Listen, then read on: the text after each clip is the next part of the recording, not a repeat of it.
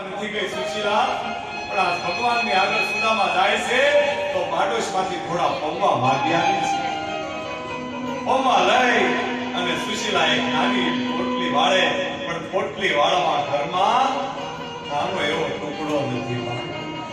બે ત્રણ ચિત્રા ભેગા કરી અને કહેવાય છે પૌવાની પોટલી વાળી અને આ પૌવા સુદામાને આપે કે લ્યો પોટલી અને તમે કહેજો કે તમારા ભાભીએ આ ભેટ મોકલી છે.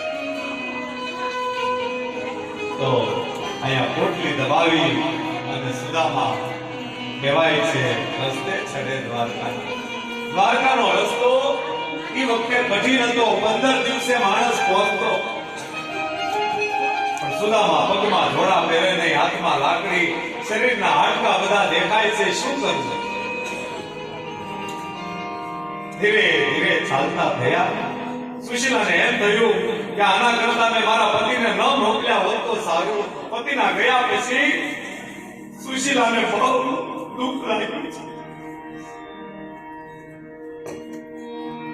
કેટલાય દિવસથી મારા પતિ ભૂખ્યા છે,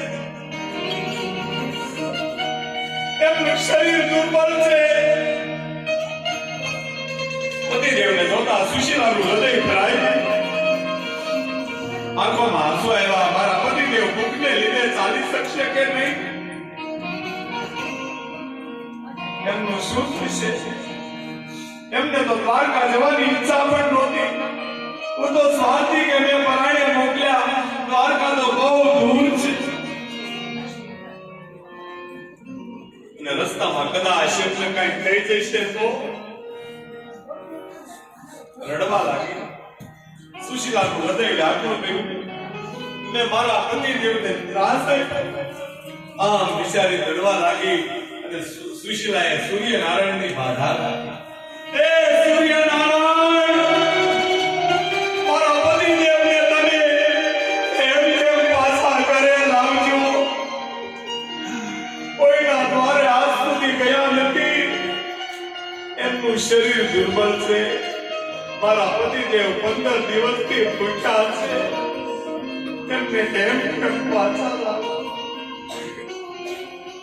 મારા પતિ એ જ મારું સાસુ ધન છે. આપમાં સૌભાગ્યનું નુકસાન.